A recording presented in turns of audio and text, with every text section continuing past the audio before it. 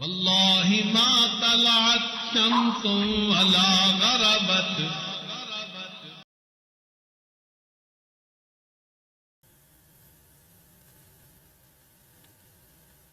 جو محبتوں والی زندگی گزارے وہی اچھا انسان ہوتا ہے.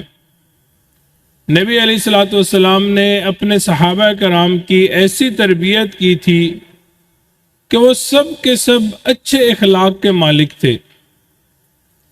ان کی آپس میں محبت تھی اور قرآن مجید اس کی گواہی دیتا ہے کہ رحماء بینہم، وہ ایک دوسرے کے لیے ایثار کیا کرتے تھے.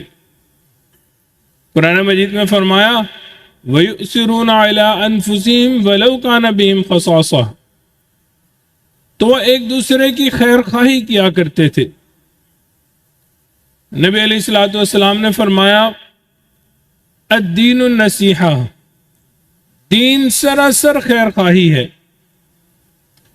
یعنی خیر خواہی کا دوسرا نام دین ہے. جو بندہ خیر خواہ ہے وہ دیندار ہوا کرتا ہے،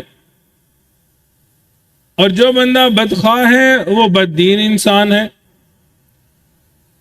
یہ ایک ذہن سازی تھی جو نبی علیہ الصلوۃ والسلام نے کی تھی، اور اسی کو کہتے ہیں کہ بندے کی تربیت کرنا. چنانچہ معاشرے کا ہر دوسرا بندہ خیر خواہ ہوا کرتا تھا. لوگ ایک دوسرے کے خیر خواہ ہوا کرتے تھے.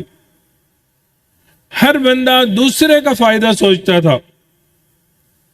اور آج کی سوسائٹی میں اگر ہم دیکھیں تو ہر بندہ اپنا فائدہ سوچنے میں لگا ہوا ہے.